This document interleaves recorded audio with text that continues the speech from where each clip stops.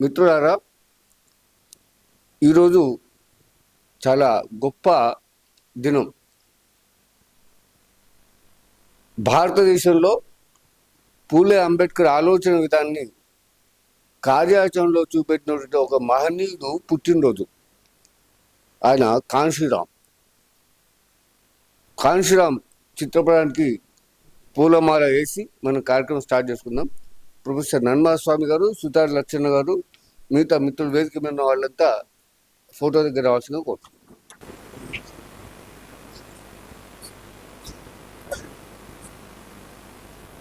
जोहार मान्य श्री कांशीराम। जोहार जोहार। सालिस्तान कांशीराम आशयम। सालिस्तान सालिस्तान। जोहार मान्य श्री कांशीराम। जोहार जोहार। సంకల్పం మంచిదైతే సగం విజయం సాధించినట్టే. అంటే 2024 కూడా అయిపోయింది, 25లోకి వచ్చేసినాం. నిజానికి బహుజన వాదము చాలా బలంగా ఉంది అప్పుడు ఉమ్మడి ఆంధ్రప్రదేశ్లో. Please welcome. కొంతమంది మన దగ్గర చాలా మంది పోరాట యోధులు ఉన్నారు. ఆ పోరాట యోధులందరూ కూడా ఉమ్మడి నాయకత్వం కింద పనిచేయడానికి ఇష్టపడలేదు. ఎవరికి వాళ్ళే నాయకులు, గొప్ప నాయకులు, గొప్ప వక్తలు, గొప్ప రచయితలు. కానీ ఎవరి నాయకత్వం కింద ఎవరు పనిచేయాలి అనే సమస్య 1994 నాటి సమస్య కాదు, ఈనాటికి కూడా అదే సమస్య కొనసాగుతున్నది. అందుకే ఉమ్మడి ఆంధ్రప్రదేశ్లో కానీ తెలంగాణలో కానీ ఎక్కడైనా కూడా క్వశ్చన్ వచ్చే వరకు బహుజనులు మెజార్టీగా ఉన్నాం. నేను అనుకుంటే తెలంగాణలో ఉన్నటువంటి నాయకత్వము ప్రపంచంలో మరి ఎక్కడ కూడా లేదు. అట్లాంటి చురుకైన నాయకత్వము, సంపూర్ణమైన అవగాహన ఉన్న నాయకత్వం ఉన్నారు. కానీ ఒకరి నాయకత్వం కింద ఇంకొకరు పనిచేయడానికి సిద్ధంగా లేరు. ఇప్పుడు కులానికి 100 సంఘాలు ఉన్నాయి. యాదవులకు 100 సంఘాలు ఉంటాయి, గౌడు ఉంటే గౌడ సంఘాలు ఉంటాయి, 100 సంఘాలు ఉంటాయి. ముదిరాజు ప్రతి కులంలో, మాల మాదిగల్లో కూడా 100 సంఘాలు ఉంటాయి. కారణం ఏంటంటే నాకంటే ఆయన ఎందులో ఎక్కువ, ఆయన నాయకత్వం నీ ఎందుకు పనిచేయాలి, నా నాయకత్వం ఆయన పనిచేయాలని కోరుకోవడం. అందుకని ఇదే బహుజనులు ఆధిపత్య రాజకీయ పార్టీలకు పోతే ఆయన నెంబరు 2005 ఉంటే 2005కు సిద్ధపడతాడు. కానీ మన బహుజన పార్టీకి వస్తే నేనే నెంబర్ 1 ఉండాలని కోరుకుంటాడు. ఇప్పుడు ఉదాహరణకి కాంగ్రెస్ అధికారంలో ఉంది, కాంగ్రెస్ పోవడానికి సిద్ధంగా ఉన్నారు. సోదరుడు కటకం నరసింహరావు వేదిక మీద రావాల్సిందిగా కోరుతున్నాం. దయచేసి రండి. ఇది కూర్చో, ఇంకో కుర్చీ బా.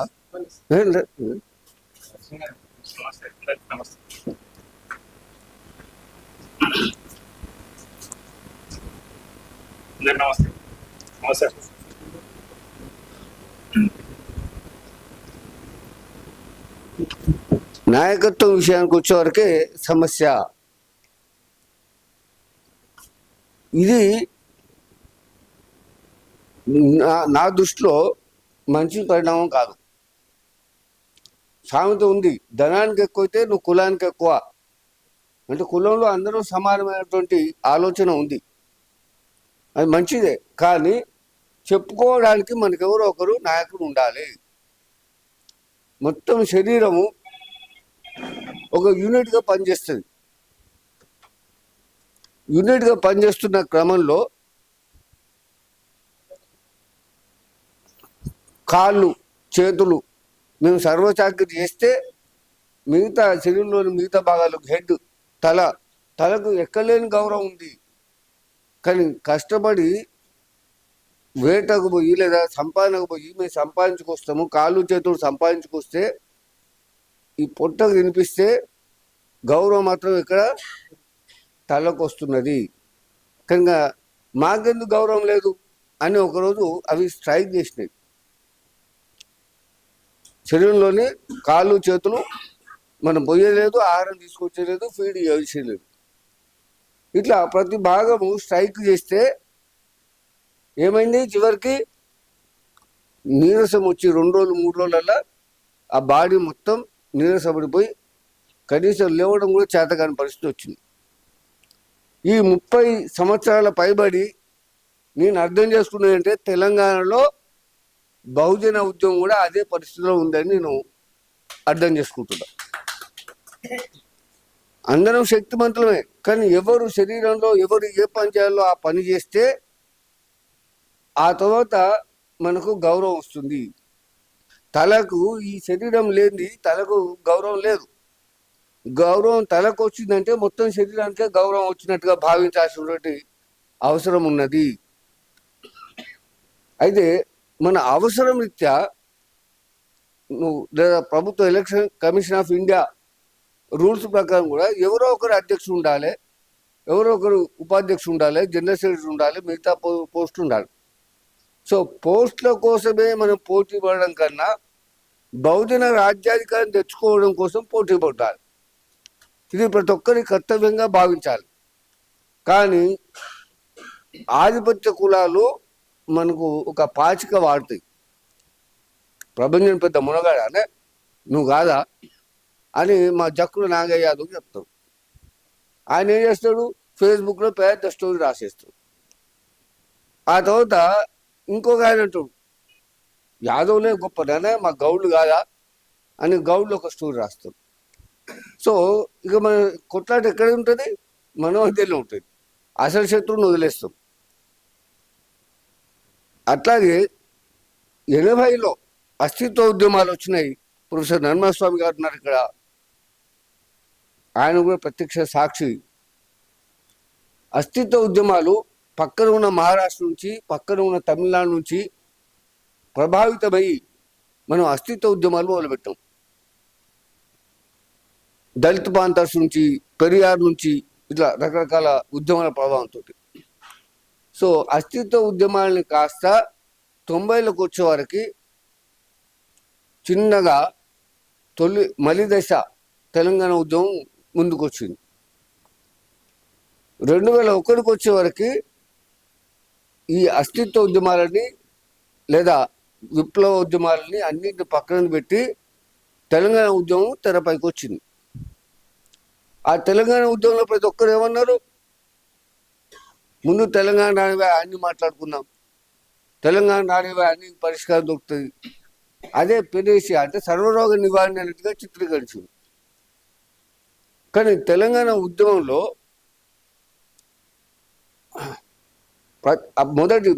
తొలి దశ ఉద్యమంలోనే తెలంగాణ ప్రజాసమితి ఏర్పడింది. ఆ తర్వాత తెలంగాణ సాధన సమితి ఏర్పడింది, ఆల నరేంద్ర ఒక బీసీ. తర్వాత వచ్చినటువంటి కేసీఆర్ మనోళ్ళు పోయి ఒక 5 మంది మేధావులు పోయి ఆయన బతిమలాడి ఆయన ఉద్యమంలోకి రమ్మని చెప్పారు. చెప్తే ఆయన ఏమన్నాడు, నాకు 1 మంత్ టైం ఇవ్వండి. సరే 1 మంత్ కరెక్ట్ 30 రోజులకి వీళ్ళు పోయి ఏమైంది సార్ మీరు ఏం ఆలోచించను అంటే, నేను తెలంగాణ ఉద్యమంలోకి వస్తా, ఎజెండా తెలంగాణ ఉద్యమకారులదే, ప్రత్యేక తెలంగాణ రాష్ట్ర సాధనే ఎజెండా, కానీ నేను జెండా పెట్టుకుని వస్తా అన్నాడు. జెండా అంటే రాజకీయ పార్టీ పెట్టుకుని వస్తానన్నాడు. ఒక రాజకీయ నాయకుడికి పెత్తనం చెలాయించిన వాడికి దాని రుచి ఏందో తెలుస్తుంది. మనోళ్ళంతా ఏం చేసిండ్రు, ఉద్యమాలు, జేఏసీలు, కుల సంఘాలు, ఇంకోటి రకరకాల సంఘాలు పెట్టుకుని తెలంగాణ కోసం జై కొట్టినము, తెలంగాణ కోసం ఉద్యమించినము. మన త్యాగాల మీద భోగాలు ఎవరు అనుభవించారు, టిఆర్ఎస్, అందులో ఉన్న నాయకులు, ఆధిపత్య కులాలే అనుభవించారు. ఈ విషయాన్ని ఈనాడు కూడా తెలంగాణ వచ్చి 11 సంవత్సరాలు నడుస్తున్నా మనం గ్రహించలేకపోతున్నాము బహుజనులము. దీనికి ఎవరో ఒకరు పిల్లి మెడలో గంట కడితేనే ఎలుకల నుంచి ఎలుకలు రక్షణ పొందుతాయి. సో ఆ పిల్లి మెడలో గంట కట్టాలంటే ఏం చేయాలి, ఎలుకలు ఎవరో వాళ్ళని త్యాగం చేయాలి. త్యాగం లేకుండా భోగం ఉండదు. సో మనం ఏం చేస్తున్నాం, ఇక్కడ పిల్లి మెడలో గంట త్యాగం చేయడానికి సిద్ధంగా లేము, పదవుల కోసమే సిద్ధంగా ఉన్నాము. తర్వాత 94లో ఇంకొక అంటే బహుజన ఉద్యమం రాకుండా చేయడానికి గల ఇంకొక కారణం ప్రధానమైనది ఈ మాలమాదిగల వర్గీకరణ. నిజానికి మాలమాదిగల వర్గీకరణ జరిగితే నష్టం ఎవరికి లేదు. బీసీలలో ఏబిసిడి ఉంది, ఈ కూడా పెట్టింది మొన్న రాజశేఖర్ వచ్చినాక. మాదిగలు కూడా ఏబిసిడి ఉంటే మనకేం నష్టం లేదు. కానీ కొంతమంది స్వార్థపరులు కుట్ర ఫలితంగా, అది కూడా ఆధిపత్య కులాలు ఆధిపత్య పార్టీలు కుట్ర ఫలంగా మాలలకు కొంతమంది అండగా నిలిచారు, మరోవైపు మాదిగలకు కొంతమంది అండగా నిలిచారు. ఎందుకంటే వీళ్ళందరూ ఐక్యంగా ఉంటే బహుజన రాజ్యం వస్తుంది. రాకుండా ఏం చేయాలి, ఎట్లాంటి ఎత్తుగాళ్ళు ఎత్తాలనో వాళ్ళంతా కూడా ఆ ప్రయత్నంలో సఫలీకృతులైన బహుజనులో మనం విఫలమైపోయినాం.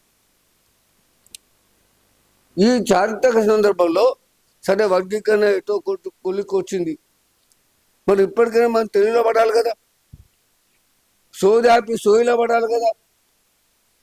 మన సోయి వస్తే 11 సంవత్సరాలు 10 సంవత్సరాలు కేసీఆర్ వెల్మదోళ్ల పాలన చూసినాం, వెల్మదోళ్లకు తోడుగా రెడ్డిదోళ్ల పాలన కూడా చూసినాం.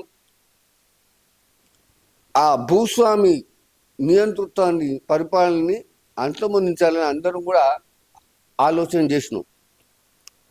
కానీ ప్రత్యామ్నాయంగా ఒక రాజకీయ పార్టీ పెట్టుకోవాలి, మనం అధికారంలోకి రావాలనే ఆలోచన మాత్రం చేయలే. ఏం చేసినాం, అప్పటి వరకు ఉన్న కాంగ్రెస్ని, ఏదో తెలంగాణ ఇచ్చిన కాంగ్రెస్ అని మనం ఆ కాంగ్రెస్ని పంచన చేరి కాంగ్రెస్ను జేకొట్టి బయట పెట్టేసి అధికారంలోకి తీసుకొచ్చినాం. కాంగ్రెస్ ఏం చేస్తుంది, పేరు ప్రజాపాలన, తీరేమో రెడ్ల పాలన. ఎమ్మెల్యే టికెట్లు ఎవరికి ఇచ్చినావు, గెలుపు గుర్రాల పేట ఆధిపత్య అగ్రకురాలకే ఇచ్చినావు, రెడ్లకు వెల్మలకి. ఇవాళ తెలంగాణ కాంపోజిషన్ చూసుకుంటే అసెంబ్లీ 43 మంది రెడ్లు ఎమ్మెల్యేలు ఉన్నారు, 13 మంది వెల్మలు ఉన్నారు, కమ్మలు కూడా 4 ఉన్నారు. మరి ఏంటి పరిస్థితి? ఎస్సీ ఎస్టీలకు అయితే రిజర్వేషన్ ఉన్నాయి కనుక వాళ్ళు ఎట్లాగో గెలుస్తారు. మరి 60% పైగా ఉన్నటువంటి బీసీల పరిస్థితి ఏంటి? ఎందుకంటే ఇటు ఎస్సీ ఎస్టీ సోదరులకు అటు పైన ఆధిపత్య కులాలకు మధ్యన మేజర్గా ఉన్నటువంటిది బీసీ సెక్షన్. బీసీ సెక్షన్ అంటే కూడా హిందుత్వం, బ్రాహ్మణిజం, మనువాదం ముసుగులో బహుజన వాదానికి వ్యతిరేకంగా పనిచేస్తున్నారు. అది తెలుసో తెలియకో. కనుక ఆ బీసీలను ఆ బ్రాహ్మణిజం నుంచి బయటపడేసి అసలైన బహుజన వాదాన్ని వాళ్ళ బుర్రలకు ఎక్కించినట్టయితే కేవలం చాలా సునాయాసంగా రాజ్యాధికారం వస్తుంది బహుజనులకి. ఏంటి అది? బాబాసాహెబ్ అంబేద్కర్ ఇచ్చినటువంటి ఆయుధము ఓటు హక్కు. సింపుల్గా మన ఓటు మనం చాటుకేసే ఓటు, అది కూడా నేటుగా ఇయ్యం, చాటుకేసే ఓటు మనం వేసుకుంటే మనకు రాజ్యాధికారం వస్తుంది. ఆ చైతన్యం ఓటు చైతన్యం కల్పించడానికి మనం ఎవరూ సిద్ధంగా లేము. నిన్న ఎమ్మెల్సీ ఎన్నికలు అయితే సిగ్గుచేటైన విషయం, సమయానికి బోధించి గురువులాగా ఉండాల్సిన టీచర్లు కూడా 5,000 రూపాయలు తీసుకొని ఓట్లేసినని ఒక ప్రచారం ఉంది. నేనైతే టీచర్లు ఆ పని చేయాలనుకుంటున్నా, ఇంకా నేను కూడా టీచర్నే కనుక. కానీ ఎవరన్నా ఒకరు చేసిననుకో అంతకన్నా లాలూచి మరొకటి లేదు. ఎందుకంటే సమాజాన్ని బాగు చేయాల్సింది ప్రపంచ చరిత్రలో ఈ సామాజిక ఉద్యమాలు, రాజకీయ ఉద్యమాలు రావడానికి టీచర్లే మొదటి కారణము. ఆ తర్వాత అడ్వకేట్స్. ఈ విధంగా అంటే ఉద్యమకారులలో మొదటి స్థానంలో వచ్చిన గురువులు, టీచర్లు, వాళ్ళు తప్పిదం చేస్తే ఒక్క నిమిషం డాక్టర్ సాబ్ స్టార్ట్ అయింది మీటింగ్. సామ్రాట్ కాంప్లెక్స్ 4th ఫ్లోర్. పార్కింగ్ అక్కడ వీలైతే పెట్టుకోవచ్చు, లేకపోతే రవీంద్ర భారతిలో పార్క్ చేసుకుని రండి. Okay, right.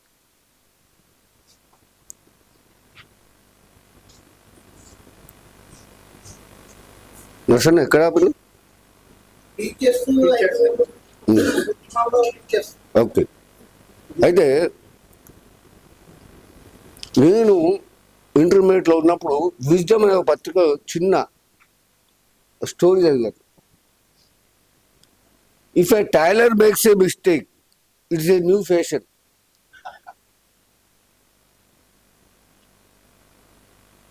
If a scientist makes a mistake, it's a new invention.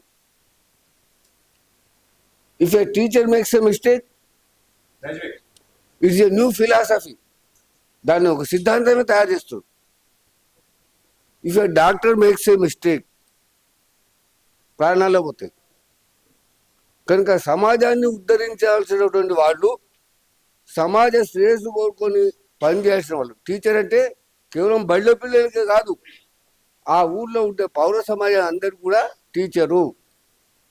కనుక టీచర్లే తప్పు చేస్తున్నారు అంటే ₹1,00,000 జీతం ఉండొచ్చు, 50,000 జీతం ఉండొచ్చు, కానీ భారత రాజ్యాంగంలోని విషయాలు వివరించి చెప్పి ప్రజాస్వామ్యాన్ని పరిరక్షించాల్సిన బాధ్యత టీచర్ల మీద ఉంటే, ఆ టీచర్లు గడ్డి తింటే ఈ సమాజాన్ని రక్షించేది ఎవరు? ఒకసారి మనం ఆలోచించుకోవాలి. ఇక ఇంకొక అడుగు ముందుకేస్తే 1950 నుంచి 75 నుంచి మనం సంఘాలు పెట్టుకుంటున్నాం. బీసీ సంఘాలని, ఎస్సీ ఎస్టీ మైనారిటీ సంఘాలని, రకరకాల సంఘాలు పెట్టుకుంటున్నాం. ఇది మన హక్కు. కానీ సంఘాలు పెట్టుకుని రాజ్యాధికారం కావాలంటాం. రాజ్యాధికారం సంఘాలతో వస్తుందా? ఎట్టి బస్సులో రాదు. భారత రాజ్యాంగం ప్రకారము రాజకీయ పార్టీలు మెజారిటీగా సీట్లు గెలిచిన రాజకీయ పార్టీల ఎన్నికల్లో వాళ్ళను మాత్రమే ప్రభుత్వం ఏర్పాటు చేయమని గవర్నర్ కానీ రాష్ట్రపతి కానీ పిలుస్తారు. ఈ ఇంగిత జ్ఞానం మనకు లేదు. నాకు జాతీయ సంఘం రిజిస్టర్ చేసిన లేడు. ఉమ్మడి ఆంధ్రప్రదేశ్లో ఉండే, అది రాష్ట్రం విడిపోయింది కనుక వీడు జాతీయ అధ్యక్షుడు ఇస్తాడు. సో ఆ విధంగా సంఘాలకు పోటీ పడుతున్నారు. నా దృష్టిలో అయితే సంఘాలు ప్రజల్ని చైతన్యం చేయడానికి ఉపయోగపడాలి, ఇవాళ అడుక్క తినే సంఘాలుగా మారినాయని నా భావన. నేను దాదాపు అన్ని సంఘాల నాయకులతో మాట్లాడినా. ఇట్లా పెడుతున్నాం, మీటింగ్ పెడుతున్నాం, రమ్మని చెప్పాం. వస్తామని అంటారు. అయితే మళ్ళీ ఇవాళ చాలా మంది రాలేదు, మిస్ అయ్యారు. ఎందుకు మిస్ అయినా అనుకుంటే, మనకంటూ ఒక పార్టీ పెట్టుకుంటే బహుజనుల కోసం, ఈ పార్టీలో ఉంటే రేపు ఇంకో దగ్గర పోయి చేయి ఆపలేం కదా. బీసీ సంఘము నాది, నేను పోయి ఓట్లే ఇస్తా, నాకు 10,000 20,000 అని చెప్పి అడుక్కునే పరిస్థితి ఉండదు. కనుక కూర్చున్న కొమ్మనే నడుకోవడానికి సిద్ధంగా లేరు. వాళ్ళు ఏ మీద కూర్చున్నారు? ఓ రెడ్డి దగ్గరికి, ఓ వెల్మతోడ దగ్గర పోయి పైసలు అడుక్కుంచుకునే కొమ్మ మీద కూర్చున్నారు. ఆ కొమ్మని నడుకోవడానికి సిద్ధంగా లేరు. కనుక వాళ్ళ ద్వారానే రాజకీయ ఉద్యమం నిర్మితమవుతుంది, వాళ్ళ ద్వారానే రాజ్యాధికారం వస్తుందని నేనైతే నమ్మట్లేదు. కనుక మిత్రులారా, ఈ నేపథ్యంలో కొంతమంది క్రియాశీలక వ్యక్తులు ఉంటారు. ఇంత పరిస్థితుల్లో కూడా ఇక్కడికి వచ్చినట్టు ఒక 100 మంది మనమే అసలు సిసలైనటువంటి బీసీ వాదులము, బహుజన వాదులము, ఎస్సీ వాదులము, ఎస్టీ వాదులము, మైనార్టీ వాదులము, అస్తిత్వవాదులు మనమే. మనకే హక్కు ఉన్నది. ఏం లేకనా ఒక రాజకీయ పార్టీని ఏర్పాటు చేసుకున్న వాళ్ళము. మన జీవిత చరిత్రలో నేను అనుకుంటా ఎక్కడ కూడా చేయి దాపి ఎవరి దగ్గర 10 పైసలు మనం యాచించలేదు. అవసరమైతే మనమే పెట్టుకున్నాం. నాకు కొంతమంది ఫోన్ చేసారు మంచిర్యాల నుంచి, అడిగల పద్మ యాదవ్ అని, ఆమె పీపుల్స్ వారా పనిచేసింది. అన్న ఇక్కడ నుంచి 40 మంది మహిళలు రావడానికి సిద్ధంగా ఉన్నారు, కానీ బస్సు పెట్టమంటున్నారు. నిన్న బస్సు పెడదాం కానీ మొన్న సమ్మక్క జాతర జరిగింది కదా, ఎముడాల జాతర పోతున్నారు కదా, ఎవరు పైసలు ఇస్తే పోతున్నారు? సూర్యాపేట దురాజపల్లి జాతర పోతున్నారు కదా, ఎవరు పైసలు ఇస్తే పోతున్నారు? యాదగిరి లక్ష్మీ నరసింహకి ఎవరు పోతున్నారు? ప్రైవేట్ డబ్బులు ఇచ్చిండు. తిరుపతి వెంకన్న దగ్గరికి పోవడానికి ఎవరు పైసలు ఇస్తున్నాడు? మహిళలకు ఫ్రీ. అయితే రిస్క్ తీసుకో, వాళ్ళ కోసం ప్రత్యేక బస్సు ఉంటేనే వస్తారట. నిన్న వాళ్ళు రాకపోయిన పర్లేదు తల్లి, నువ్వు అక్కడే మీటింగ్ ఏర్పాటు చేయి, మేమే వస్తాం అక్కడికి. మేమే అక్కడికి వచ్చి ఇంకా పద్ధతి మనం పాజిటివ్ చూడాలి. 40 మంది అంటే మనకు గొప్ప విషయం. 40 మంది మహిళలు ఒక చైతన్యపూరితమైనటువంటి ఈ వేదిక మీద కూర్చున్న ప్రతి వాళ్ళు కూడా అదే అంకిత భావంతో ఉన్న వాళ్ళమే. అట్లాగే సభలో ఉన్న వాళ్ళు కూడా మీరంతా కూడా అదే అంకిత భావంతో ఉన్నాం. తలుకు బెలుకు రాళ్ళు తట్టెడైనవి, నాణ్యమైనవి 4 అయినా చాలు. సో కొంతమంది పనికి మాలిన వాళ్ళు ఉంటారు, పైసలు ఇస్తే వచ్చేవాళ్ళు, బీరు బిర్యానీ పొట్టాల కోసం వచ్చేవాళ్ళు ఉంటారు. వాళ్ళు మనకు అక్కర్లే. వాళ్ళు రియలైజ్ అయ్యి ఈ ఉద్యమంలో మేము కూడా భాగస్వామ్యం అవుతాము, లేకపోతే మేము వెనకాడిపోతామని వాళ్ళు తెలుసుకొని వచ్చిన రోజే వాళ్ళకు వెల్కమ్. కనుక మిత్రులారా, ఇవాళ కాళేశ్వరం తర్వాత ఇప్పటి వరకు జరిగిన పరిస్థితులలో మనము మాయలు కొట్టుకోబోతున్నాం. తెలంగాణ అనే దాంట్లో తెలంగాణ వస్తే మా పరిస్థితి ఏందని అడగలే. ముందు వచ్చిన పార్టీ తెలంగాణ సాధన సమితి ఆర్య నరేంద్ర పార్టీని టీఆర్ఎస్లో విలీనం చేసిండు. ముందు వచ్చిన చోళ్ళ కంటే వెనుకొచ్చిన కొమ్ములే వాడి. అగ్రకులాలే అయితేనే సమర్థమైన నాయకత్వం ఉంటుంది, డబ్బులు ఖర్చు పెడతారు. కనుక వాళ్ళు తప్ప మనం నాయకత్వం చేయలేనటువంటి భ్రమల్లో బతుకుతున్నాము. అందుకే కవితమ్మ కూడా బీసీ ఉద్యమాన్ని టేకప్ చేసింది. దాని కూడా మనం చప్పట్లు కొడతాం. ఎందుకంటే కవితక్క గారి నాయకత్వం వర్ధిల్లాలి. దేనికోసం? బీసీ ఉద్యమాన్ని చేసింది. వాళ్ళు అయ్యే 10 ఏళ్ళు ముఖ్యమంత్రి ఉన్న రోజు బాబు ఈ అసెంబ్లీ కాడ పూల విగ్రహం పెట్టుకొని ఒక్కరు కూడా అడగలే. అప్పుడే ఉద్యమం చేసి ఉంటే నిజంగా నిజాయితీ ఉందని అనుకునేవాళ్ళు. రేవంత్ రెడ్డి వచ్చినాక ఎందుకు అడుగుతున్నావు? అసలు బీసీల రిజర్వేషన్ 34%, 22% కుదించింది ఎవరు? మీ నాయన కదా దుర్మార్గం. అంటే బీసీలు ఎంత అచేతన వ్యవస్థలో ఉన్నారంటే బీసీ ఉద్యమాన్ని కూడా ఆధిపత్య కులాల వల్ల నాయకత్వం వహించాలనేటువంటి దుస్థితిలో ఉన్నాము మనము. కనుక మిత్రులారా, ఇకనైనా మేలుకుందాం, మనల్ని మనమే ఏలుకుందాం. సింపుల్గా ఓటు చైతన్యం ద్వారా మనకు రాజ్యాంగం వస్తుంది. భారతదేశంలో కమ్యూనిస్టు పార్టీ మొట్టమొదట విప్లవం జిందాబాద్ అనే కమ్యూనిస్ట్ పార్టీ కేరళలో అధికారంలోకి వచ్చింది ఈఎంఎస్ నమూద్రిపాద్ నాయకత్వంలో. ఎట్లా వచ్చింది? తుపాకీ గుట్టం ద్వారా రాలే, కేవలం ఓట్లు వేయించుకునే అధికారంలోకి వచ్చిండ్రు. 40 ఏళ్ళు బెంగాల్లో వెళ్ళినటువంటి కమ్యూనిస్ట్ పార్టీ ఓట్లు వేయించుకునే అధికారంలోకి వచ్చిండ్రు. త్రిపుర, మణిపూర్ అక్కడ కూడా ఓట్లు వేయించుకొని వచ్చిండ్రు. ఢిల్లీలో ఆప్ పార్టీ కూడా ఓట్లు వేయించుకొని అధికారంలోకి వచ్చింది. అంతేందుకు దాదాపు 2 దశాబ్దాల పాటు మనతో ఉద్యమాలు పంచుకొని తెలంగాణ వేదికలు పంచుకున్నటువంటి టీఆర్ఎస్ కూడా ఓట్లు వేయించుకొని అధికారంలోకి వచ్చినాయి. మనం సోది పెడతాం, వీడు ఇట్లా వాడు అట్లా అని సోది పెడతాం. ఈ సోది ఆపి సోది తెచ్చుకొని మనమే పార్టీ పెట్టుకొని,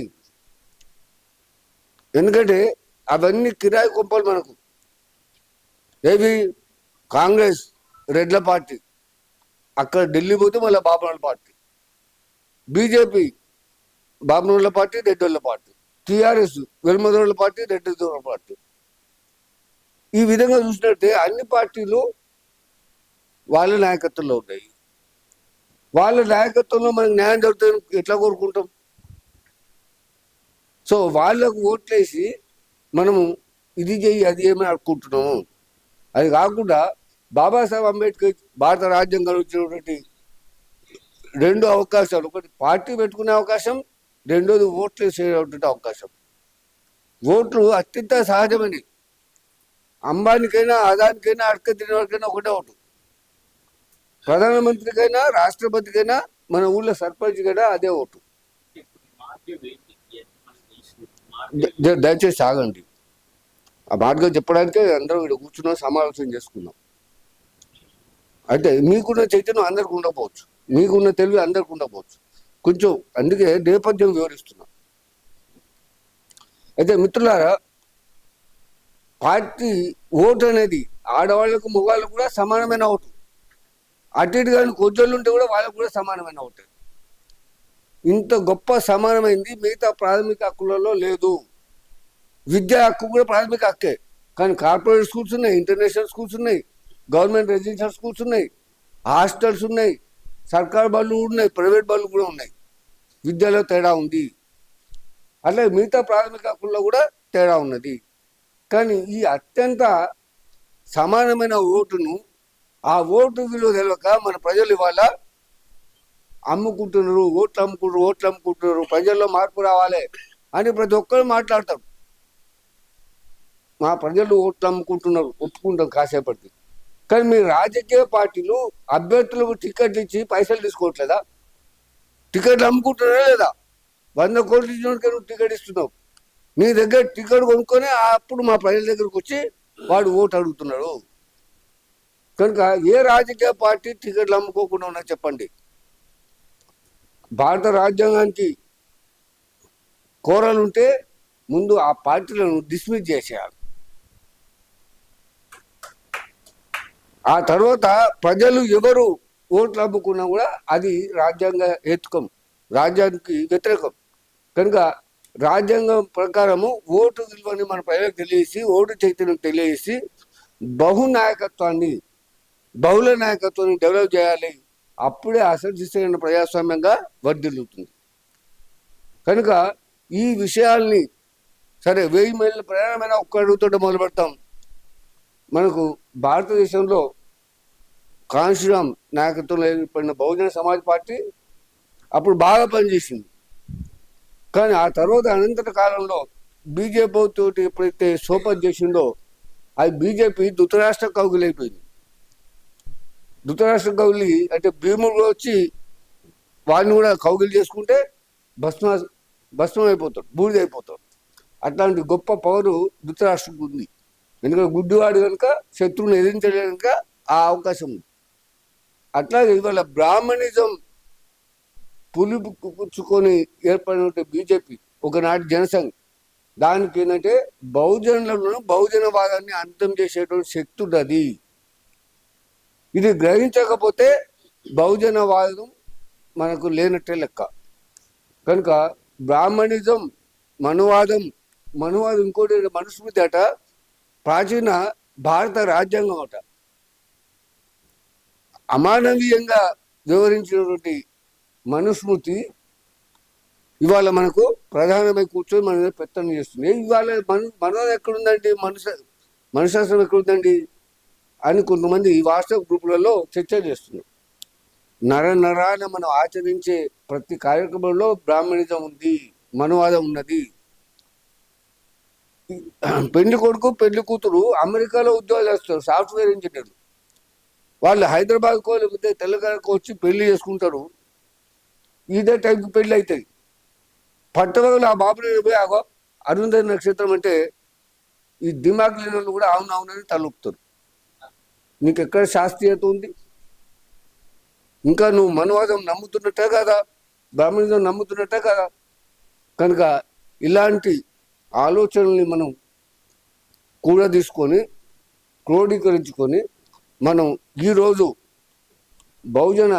ప్రత్యామ్నాయ బహుజన రాజకీయ పార్టీని ప్రారంభించుకోవడానికి ఈ సమావేశం ఏర్పాటు చేసినాం.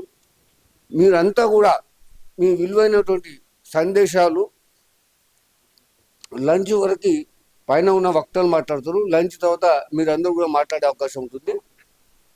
టూకీగా అంటే పిన్ పాయింట్ లాగా ఎట్లయితే ముందుకు పోతాం కార్యాచరణ గురించి మీరు అందరూ చెప్పాల్సిందిగా నేను విజ్ఞప్తి చేస్తూ ఈ అవకాశం ఇచ్చే మీ అందరికీ కృతజ్ఞతలు.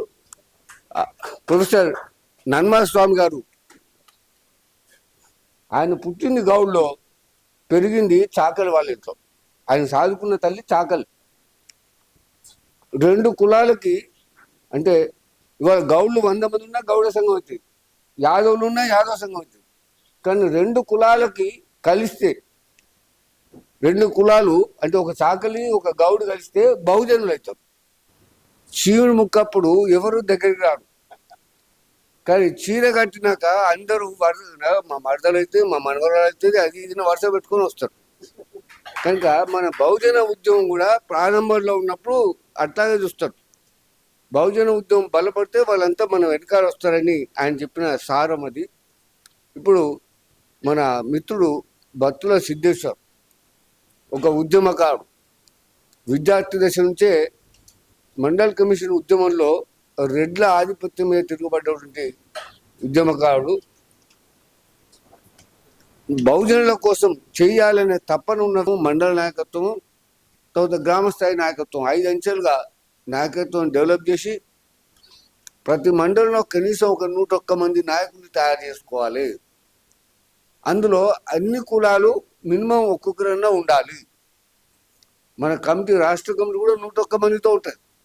అన్ని కులాలకు అవకాశాలు ఇవ్వాలి.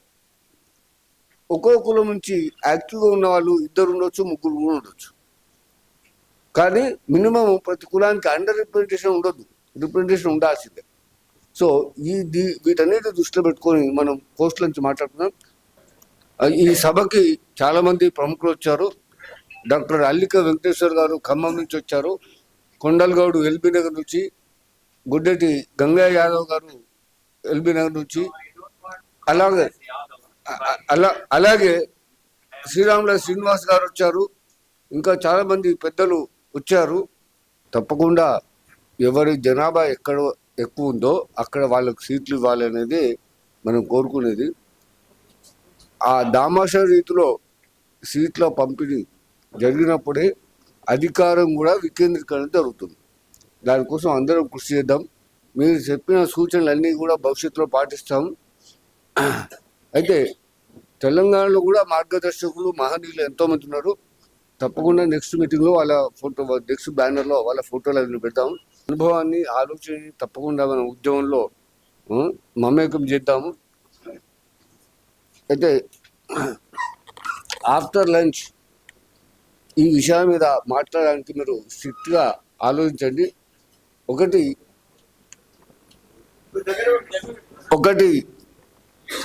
Sound please.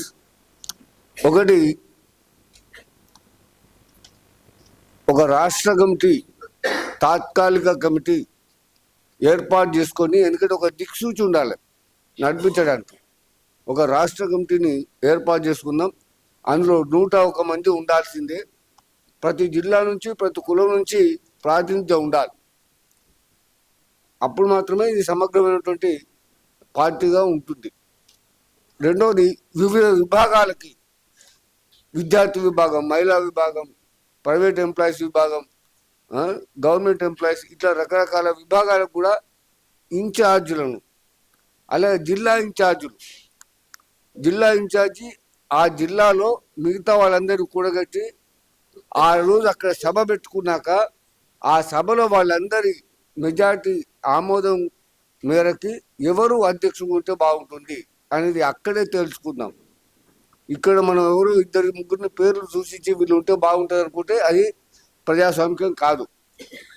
తర్వాత మూడో విషయం ఏంటంటే, మనకు కేంద్ర కార్యాలయం కావాలనుకున్నాము.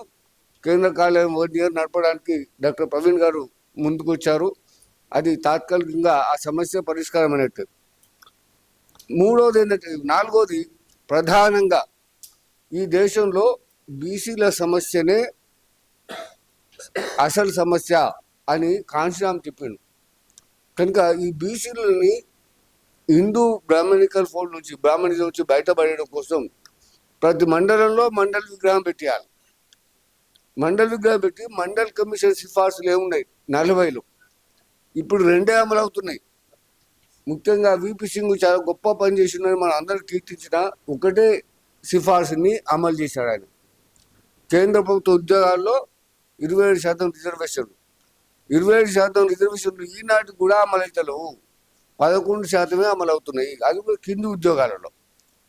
కనుక ఈ మండల్ కమిషన్ సిఫార్సులు అన్నీ మనం ప్రతి ఊర్లో ప్రతి మండలంలో మండల్ విగ్రహం పెట్టి బీసీలకు బోధపరచాల్సిన అవసరం ఉన్నది. ఆ బీసీలను యునైట్ అయ్యి వాళ్ళని బయటికి తీసుకొచ్చి అప్పుడు మాత్రమే మనం బీసీలు మన ఉద్యమం పట్ల ఆకర్షితులవుతారు. అంతేకాకుండా శిక్షణ తత్వం మీద బాగా ఫోకస్ చేయాలి. కాంశీరామ్ గారు క్యాడర్ క్యాంప్ పెట్టారు, శిక్షణ తత్వాలు పెట్టారు. మన చరిత్ర ఏంది, మన కర్తవ్యం ఏంది, ఏం చేయాలని మొత్తం వివరించారు. అట్లా ముందు తరాలకి శిక్షణ ద్వారా మనం ఈ విషయాలను చెప్పాల్సిన అవసరం ఉన్నది. సో చివరిగా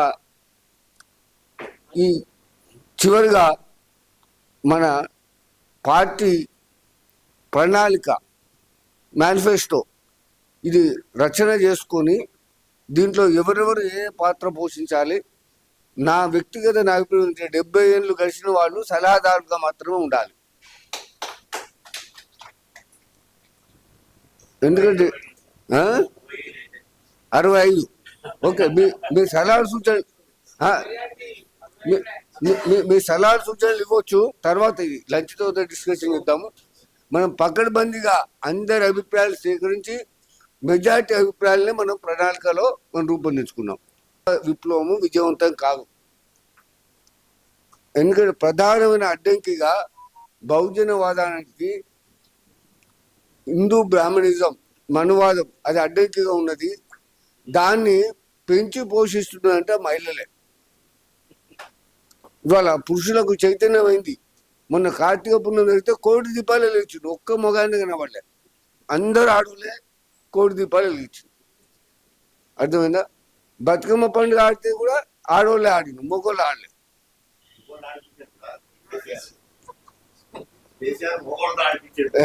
అది కాదు సమస్య. కేసీఆర్ ఆడిపించినట్టే కిరాయి పైసలు ఇస్తే ఎవరైనా ఆడతారు. అది స్వచ్ఛందంగా బతుకమ్మ పండుగ ఆడపిల్లలది. నిజానికి నిజం చెప్పాలంటే మన భారతదేశం మాతృస్వామ్య వ్యవస్థ. నర్సన్న మీ అత్తగారు ఎవరు? నువ్వే. నారాయణపురం. మీ తల్లిగారు ఎవరు చెల్లె? వరంగల్.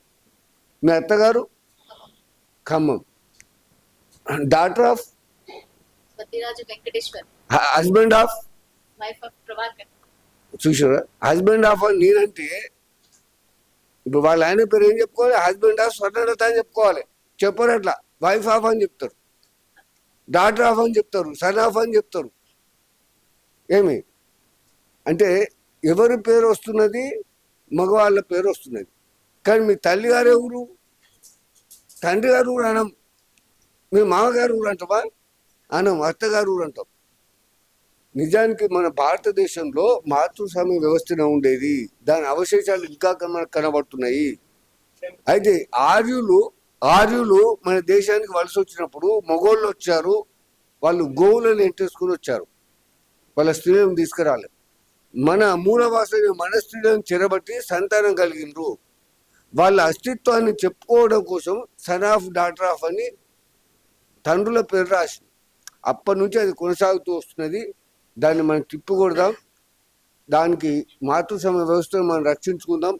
భారతదేశం మాతృదేశం అంటారు, మాతృభాష అంటారు, పితృదేశం అని ఎవరు అన్నాడు. కనుక ఇవాళ మహిళలు ఎక్కువ మంది ఉద్యమంలోకి వస్తే, మొన్న బతుకమ్మ పండుగ చూస్తాను నేను బస్సులో, ఒక ఆడమ్మ పోతుంది తల్లిగారింటి. ఎటు పోతున్నాం అంటే తల్లిగారింటి పోతున్నాడు. అన్న ప్లీజ్ దయచేసి వినండి. ఇది పార్టీ గురించే చెప్తున్నా. అయితే చేతిలో ఒక పిల్ల ఉన్నది, సంఖలో ఒక పిల్ల ఉన్నది, పొట్టలో ఒక పిల్ల ఉన్నది. ఒక స్త్రీ పోతే 3-4 పోతున్నట్లు లెక్క. అదే ఒక పురుషుడు పోతే లింగలింగా అని ఒక్కడే పోతాడు. కనుక ఇవాళ మహిళలు ఉద్యమంలోకి వస్తే ప్రతి కుటుంబము ఒక ఉద్యమశాల అవుతుంది. కనుక మహిళల్ని దయచేసి అందరికీ మనం విజ్ఞప్తి చేస్తున్నాం, ఎక్కువ మంది మహిళలు ఇన్వాల్వ్ అయ్యేటట్టు మనం అందరం ప్రయత్నం చేద్దాం. ఇది ఉద్యమ నిర్మాణంలో, పార్టీ నిర్మాణంలో భాగమే. ఎందుకంటే కవితమ్మలు వస్తున్నారు, లేకపోతే అన్నారెడ్డిలు వస్తున్నారు, మరొకరు వస్తున్నారు, కానీ మనం బహుజన మహిళలు ముందుకు రావట్లేదు. ముందుకు వచ్చినా గుర్తింపు లేవు. కనుక మన పార్టీలో మహిళలకు 50% రిజర్వేషన్ ఉంటాయి, 50% అవకాశాలు ఉంటాయి. తప్పకుండా మనం వాళ్లకు తగిన ప్రాధాన్యం ఇద్దాం. ఇప్పుడు చివరిగా డాక్టర్ అల్లిక వెంకటేశ్వర గారు ఖమ్మం నుంచి వచ్చారు. ఒక నిమిషం మాట్లాడాలి. తర్వాత లంచ్ రెడీ ఉన్నది. లంచ్ తర్వాత మనం కాంక్రీట్ డిస్కషన్స్ మొదలు పెడదాం. Thank you very much. ప్రారంభం అవుతున్నది. దయచేసి అందరూ ఎవరి సీట్లలో వాళ్ళు కూర్చోండి. మైక్ మీ దగ్గరికి వస్తుంది. అక్కడ నుంచే మీరు మీ అభిప్రాయాలు చెప్పండి. దీంట్లో ప్రధానంగా డిబేట్ కావద్దు, ఉపన్యాసాలు కాదు. ఈ పార్టీ నిర్మాణము ముందుకు తీసుకుపోవడానికి ప్రణాళిక రచన కోసము విలువైన మీ సమాచారము, సూచనలు పాయింట్ వైజ్గా ఇవ్వండి. పాయింట్ వైజ్గా ఇవ్వండి. దయచేసి ఒకరు చెప్పిన ఏమైనా ఉంటే మీరు చెప్పాలనుకుంటే అది అవాయిడ్ చేయండి. ఆల్రెడీ రిపీట్ అయితే కనుక అంటే ఇంతకుముందు మాట్లాడిన మనం రిపీట్ చేయకుండా కొత్త విషయాల పట్ల మీరు దృష్టి పెట్టండి. తర్వాత అంతకైనా ముందుగా మీ పేరు చెప్పి మీరు ఈ ఉద్యమంలో కొంచెం సౌండ్ పెంచు మిత్రమా. నేను ఇంకైతే పెట్టుకుంటాం.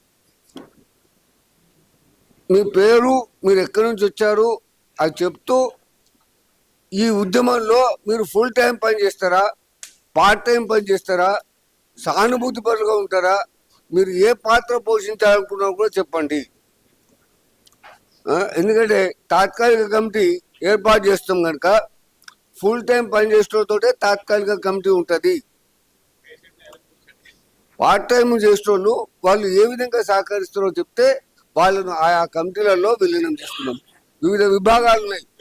ఆ విభాగాలలో పార్ట్ టైం పనిచేసే వాళ్ళని అకామిడేట్ చేసుకున్నాము. సానుభూతి పరులుగా వాళ్ళు ఏ పని చేసుకున్నా, ఏ వృత్తిలో ఉన్నా కూడా మనకు సపోర్ట్ చేయొచ్చు. కనుక ఈ విషయాన్ని మీరు స్పష్టం చేస్తే మీకు ఆయా కమిటీలలో అవకాశాలు లభిస్తాయి. ఇది దృష్టి పెట్టుకొని మాట్లాడాల్సిగా కోరుతున్నాం. దయచేసి నాతో పాటు ఎంతమంది వస్తారో రండి. ఫుల్ టైం పని చేయడానికి నేను సిద్ధం. 24/7 నేను పనిచేస్తాను. తర్వాత మీరు కూడా ఎవరెవరు ఏం చేస్తారో చెప్పాలి. దయచేసి ఉపన్యాసాలు వద్దు, కాంక్రీట్గా సలహాలు, సూచనలు చెప్పండి. తర్వాత ఇంకెవరైనా రిజిస్టర్లో మీ పేరు నమోదు చేసుకోకపోయినట్టయితే దయచేసి ఇక్కడ రిజిస్టర్ ఉంది, మీ దగ్గరికి రిజిస్టర్ వస్తుంది, మీరు అడిగితే ఇస్తారు. దయచేసి అందరూ రిజిస్ట్రేషన్ చేసుకోవాలని కోరుకుంటున్నాం. చివరి శ్వాస వరకు బహుజన రాజ్యాధికారం కోసమే నేను పనిచేస్తానని ఈ సభాముఖంగా మీకు మాట ఇస్తున్నాను.